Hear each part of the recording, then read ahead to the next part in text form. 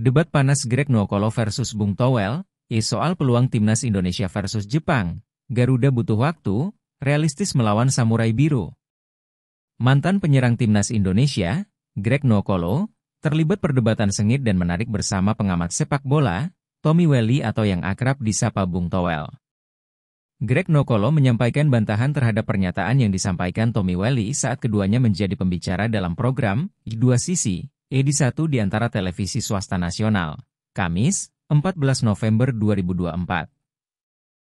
Diskusi ini membahas tentang peluang timnas Indonesia yang akan menghadapi Jepang pada matchday kelima grup C putaran ketiga kualifikasi Piala Dunia 2026 zona Asia di Stadion Utama Gelora Bung Karno, SUGBK, Jakarta, Jumat, 15 November 2024. Perdebatan di antara keduanya berlangsung menarik karena saling melempar argumen kuat.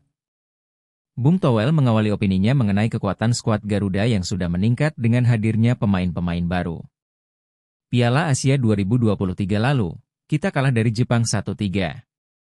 Tetapi, waktu itu tidak ada Martin Paes, Jai Idzes, Hom Haye, Ragnar Oratmangoen, Kelvin Verdong, dan Kevin Dix, kata Bung Towel dalam program Dua Sisi, Kamis, 14 November 2024.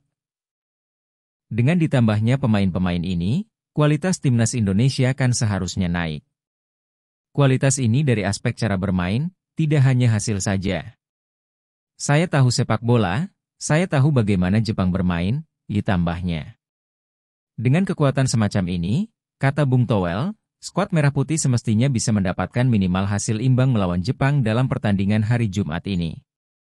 Adapun duel melawan Arab Saudi yang berlangsung 4 hari berikutnya, Selasa, 19 November 2024, wajib dimenangkan. Sebab, menurutnya, ini merupakan target realistis yang bisa diupayakan skuad asuhan Shin Tae-yong demi menjaga hitung-hitungan peluang untuk bisa lolos ke Piala Dunia 2026, terutama lewat jalur putaran keempat. Kalau saya di federasi, minimal imbang lawan Jepang. Ini bicara realistis. Ketum PSSI sudah bicara target lolos Piala Dunia, entah itu lewat putaran 4 atau sebagainya. Artinya, secara hitung-hitungan poin, lawan Jepang dan Arab Saudi harus bisa dapat 4 poin. Skenario poin yang harus ditarget dari timnas Indonesia ini didapat dari 1 poin saat menghadapi Jepang, dan 3 poin saat menang melawan Arab Saudi, diulas pria asal Bandung tersebut. Menanggapi pernyataan tersebut, Greg Nwokolo menimpalinya dengan sanggahan menarik. Menurut Greg, Jepang adalah lawan yang sulit untuk ditaklukkan. Oleh karena itu, target yang realistis harus tetap diutamakan. Tapi, Bang, hitung-hitungannya tidak bisa begitu karena kalau kita lihat, grup ini sangat sulit. Kemarin melawan Australia, kita bisa bermain seri. Australia saat melawan Jepang juga bisa seri, ditimpal Greg Nwokolo. Memang jika bicara kemungkinan, Indonesia bisa saja seri, bahkan menang. Tetapi, kalau memasang target pun, kita juga harus realistis karena lawan yang dihadapi ini Jepang, ditambah pemain naturalisasi tersebut. Selain itu, mantan penyerang timnas Indonesia dengan kontribusi 2 gol dari 8 laga ini juga mengingatkan publik soal status skuad Garuda sebagai underdog. Apalagi, usia kebersamaan pemain masih termasuk singkat. Kita harus berpikir bahwa timnas Indonesia ini tetap underdog. Kalau kita berpikir dengan menambah pemain itu bisa jadi hebat, itu tidak bisa, karena butuh waktu.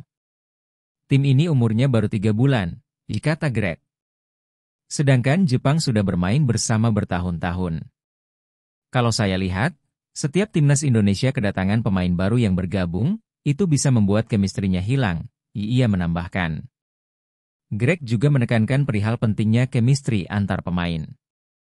Dia mengambil contoh hadirnya Kevin Dix, yang baru saja merampungkan proses naturalisasi dan berpeluang mengukir debut melawan Jepang.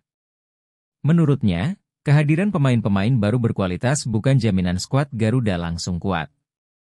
Sebab, para pemain ini membutuhkan waktu untuk bisa menyatu dengan baik di lapangan. Kevin Dix yang terakhir datang ini baru latihan 2-3 kali. Kalau besok langsung diturunkan, pasti ada masalah di komunikasi, meski dia pemain yang bagus, ujar Greg Nwokolo. Kalau melihat semua gol yang membobol gawang timnas Indonesia, itu bersumber dari defensive error. Artinya, Bukan karena pemainnya yang jelek, tetapi mereka masih membutuhkan waktu. Imbu mantan pemain Persis Solo dan Persija Jakarta itu